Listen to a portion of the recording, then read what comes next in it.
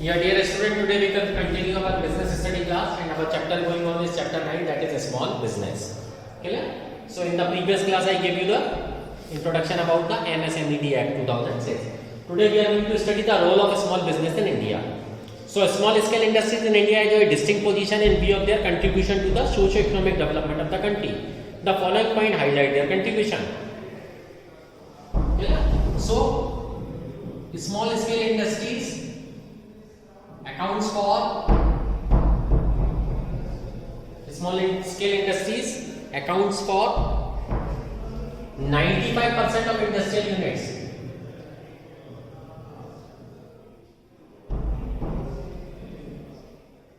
Out of the total industrial unit working, 95% of them are SSIs.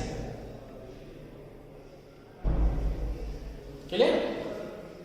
And they contribute almost 40% of the gross industrial value.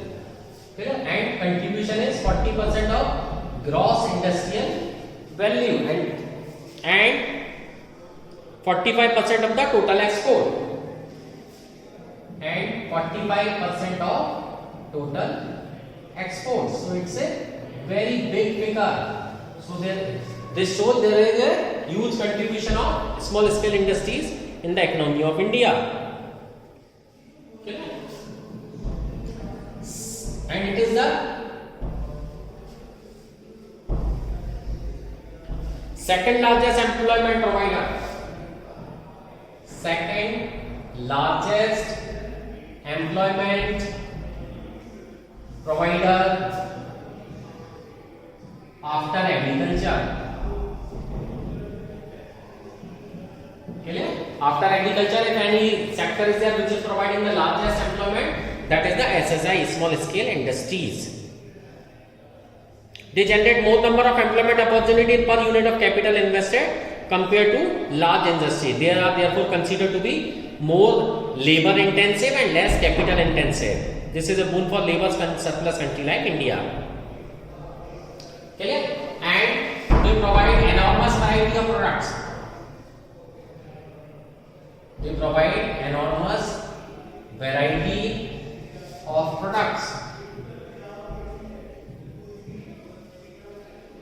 Clear? Enormous variety of the product which includes mass consumption goods, ready-made garment, hosiery goods, stationery items, soap, detergent, domestic utensils, leather, plastic and rubber goods, processed foods and vegetable, wood and steel furniture, paints, varnishes, safety matches, etc. So there is an innumerable list for these things. So they are at the same time very good service provided to the country. Clear?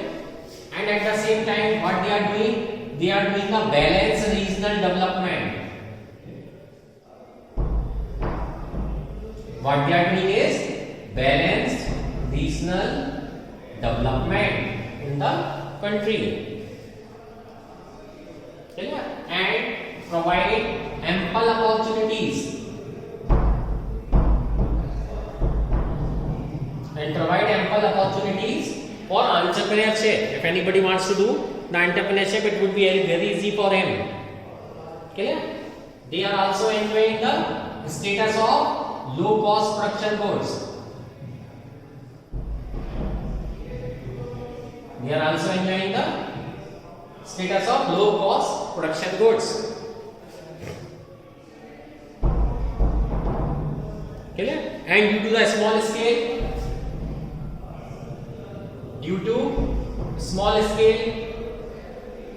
operation, less hierarchy channel, quick decision is possible. If they want to shift their business, they can do so. So quick decision is possible. Clear? And they are best suited for customized production. Clear? When a particular thing is that, so SSI can easily do. They are very easy for customized production. So last but not the least, small industries have inherent strength of adaptability and a personal touch and therefore maintain good personal relation with both customers and employees.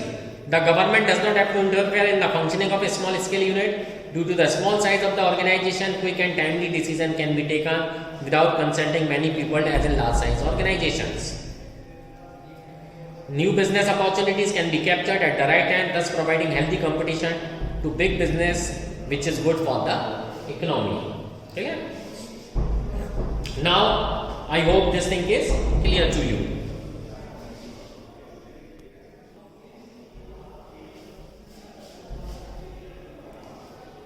Okay, so next topic is role of small business in rural India. So after studying the above points, you can easily understand that small business playing a very significant role in the rural economy of the country. Clear, right?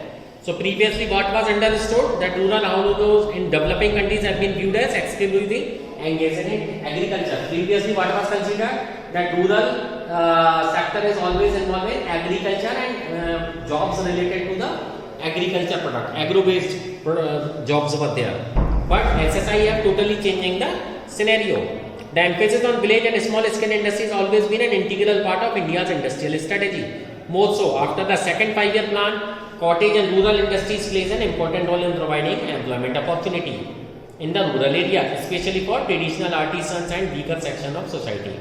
Village and small industries are significant as producers of consumer goods and absorber of surplus labor. In fact, promotion of SSI and rural industrialization has been considered by the government of India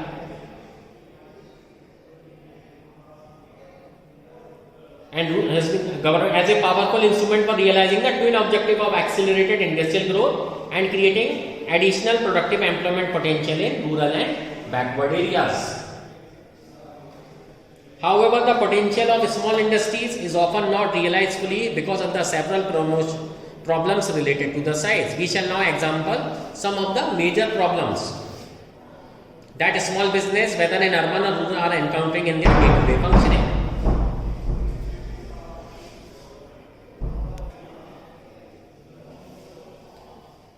So, from the above point, it is clear that the role of small business in rural India is of great significance. Now, we are going to study some of the problems faced by small businesses. Clear? So, what are the general problem? So, first problem is of finance. Clear? One of the severe problems faced by SSI is that of the non-availability of the adequate finance to carry out its operation. Generally, a small business begins with a small capital base. Many of the units in the small sector lack the credit worthiness required to raise as capital from the capital market. As a result, they heavily depend upon local financial resources and are frequently victims of exploitation by the money lender. As they are not having a settled business or a very high reputed business, it is very difficult for them to get the finance. So they are dependent upon local market and are great chances of being exploited. They also suffer from the problem of adequate working capital. Second, raw materials. Because of the availability of the lack of transportation, it is very difficult for them to gather raw material for their product. So the procurement of the raw material is the biggest problem. If the required material are not available, they have to compromise on the quality or have to pay a high price to get the good quality material. Their bargaining power is relatively low due to the small quantity of the purchase made by them. Also, they can't afford to take the risk of buying in bulk as they have no facilities to store the material. So this is also a big problem. Third is managerial skills. As they are not much educated, so the problem of managerial skill is generally promoted and operated by a single person who may not possess all the managerial skill required to run the business. Many of the small business enterprises possess a sound technical knowledge but are less successful in marketing the output. Clear? Second, next is labor.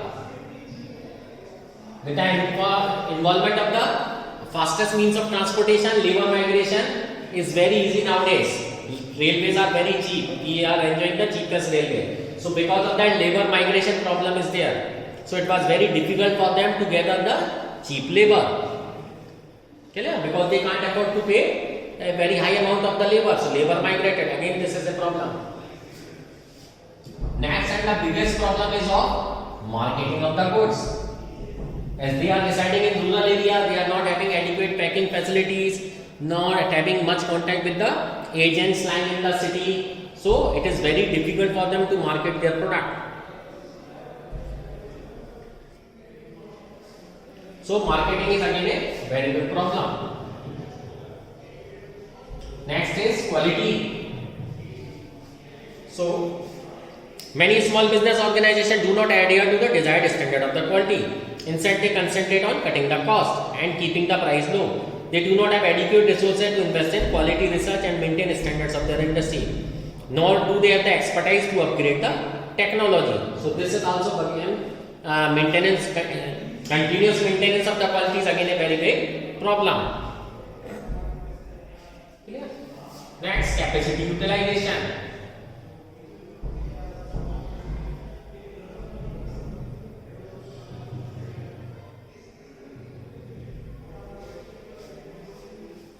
Due to the lack of marketing skills or lack of demand, many small businessmen have to operate below full capacity, due to which their operating costs tend to increase. Gradually, this leads to the sickness and closure of business.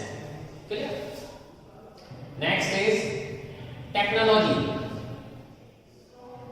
As they are living in the rural areas, they are not much techno savvy, and introduction of the new technology also not reaching to them. And because of the low productivity, they are not able to afford the costly technology. This is also a bigger problem. Next is sickness. Prevalence of the sickness in small industry become a point of worry of both the policymakers and the entrepreneur. The causes of the sickness are both the internal and external. Internal problems include lack of skill and trained labor and managerial and marketing skill. Some of the external problems include delayed payment, shortage of working capital, inadequate loans, and lack of demand for their products. And global competition.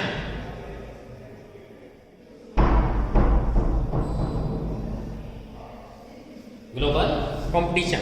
Apart from the problem stated above, small businesses are not without fear, especially in the present context of liberalization, privatization and globalization.